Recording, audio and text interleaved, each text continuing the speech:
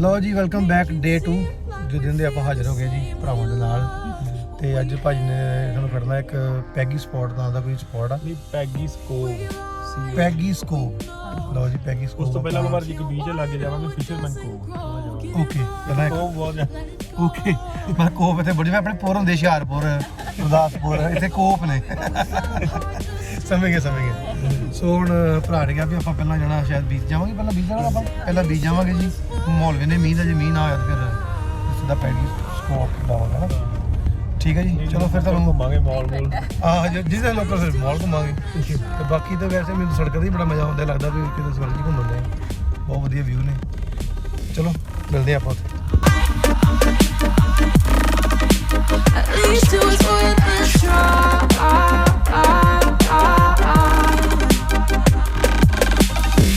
I drive from your place, miss your lips, but I hate the taste. No fun in this game.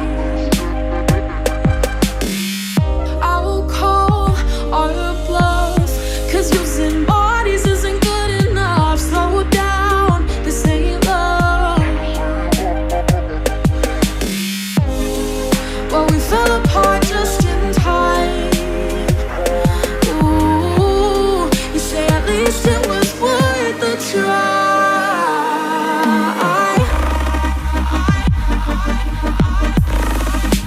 At least it was worth a try.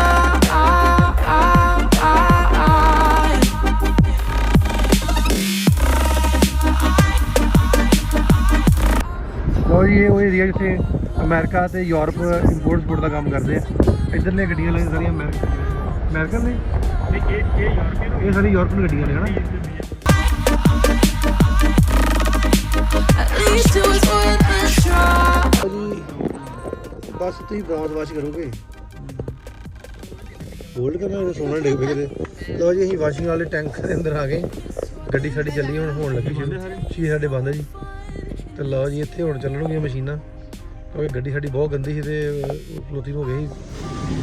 ਓਏ ਹੋਏ ਹੋਏ Cause using bodies isn't good enough. Slow down, this ain't love.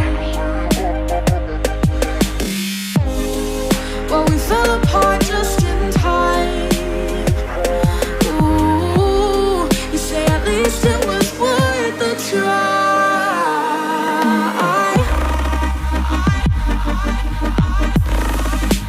At least it was worth a try.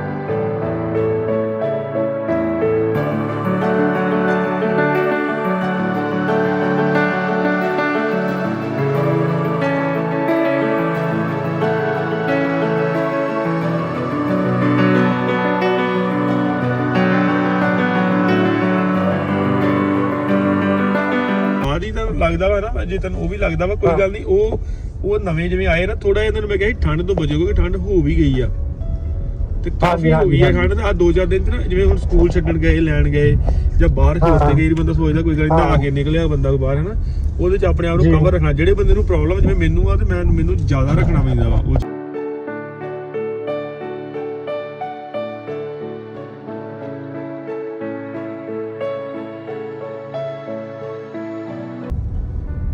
ਬਹੁਤ ਸੋਹਣਾ ਬਣਿਆ ਯਾਰ ਤੁਹਾਡਾ ਸ਼ਹਿਰ level advanced education students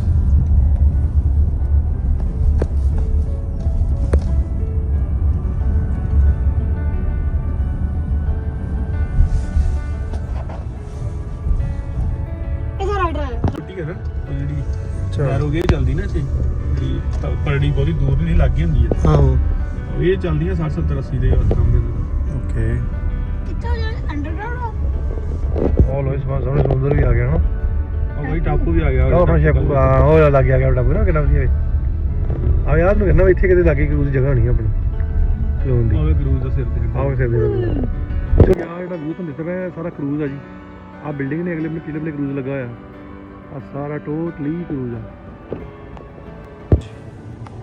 ਅਸੀਂ ਪਹੁੰਚ ਗਏ ਆ ਸ਼ਾਪਿੰਗ ਮਾਲ ਲਓ ਜੀ ਆ ਗਏ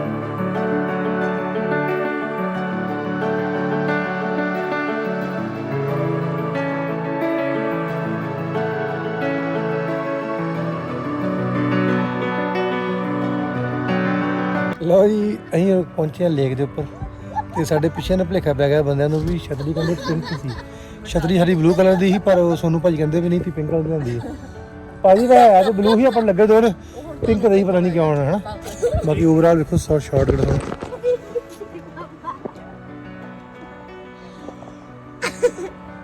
ਬਹੁਤ ਵਧੀਆ ਯਾਰ ਨਾਈਸ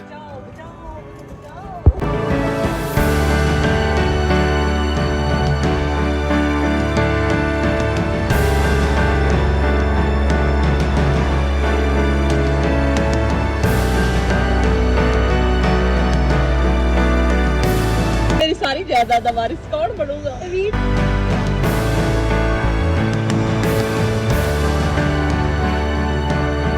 ਆ ਭਾਈ ਸਾਨੂੰ ਪੁੱਛਿਆ ਵੀ ਮੈਂ ਕਿਹਾ ਵੀ ਤੁਹਾਡਾ ਮਾਹੌਲ ਦੱਸੋ ਵੀ ਕੀ ਹੈਗਾ ਤੇ ਕਹਿੰਦਾ ਤੁਸੀਂ ਪਹਿਲੀ ਰੀ ਆਏ ਮੈਂ ਕਿਹਾ ਮੈਂ ਪਹਿਲੀ ਰੀ ਆਇਆ ਤੇ ਮੰਮੀ ਪਹਿਲੀ ਰੀ ਗੱਲ ਹੋ ਗਈ ਇਹ ਕੋਈ ਸਾਹਿਬ ਹੁਣ ਆਪ ਗੋਲਾ ਉੱਠਣ ਗਿਆ ਤੂੰ ਕੋਈ ਸਾਹਿਬ ਮਾਛ ਨਹੀਂ ਫੜ ਸੀਨਰੀਜ਼ ਮੈਂ ਸਲਾਈਡਸ ਕੋ ਚੱਲਿਆ ਕੋਈ ਪੁੱਛ ਜਾਣਾ ਹੋਊਗਾ ਇਹ ਮੱਛੀ ਫੜਨ ਵਾਸਤੇ ਕੁੰਡੀ ਪਾਈ ਭਾ ਨੇ ਇਹ ਆ ਪਈ ਏ ਫੜੀ ਜਾਂਦੀ ਹੈ ਬਾਦੀ ਗੱਲਾਂ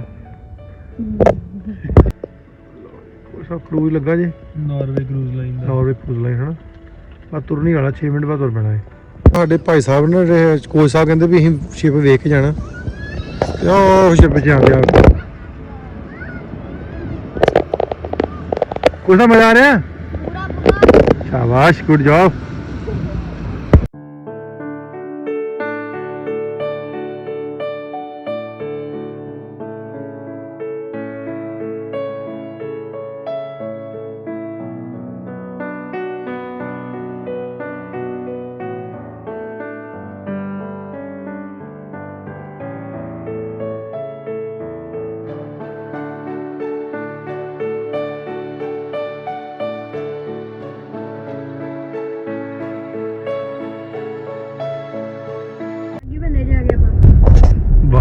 हैलीफैक्स की ब्यूटी शुरू हुई है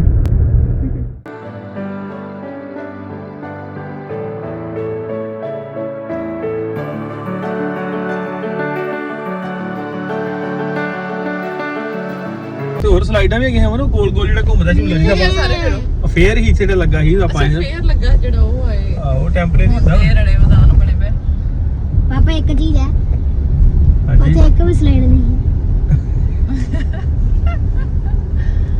ਕੁਛ ਉਹ ਤੇ ਵੈਸਾ ਪਾਇਆ ਸੀ ਤੁਹਾਨੂੰ ਯਾਦ ਕਰਾਈਏ ਤੁਹਾਡੀ ਦੁਰਘਟਨਾ ਆ ਨਹੀਂ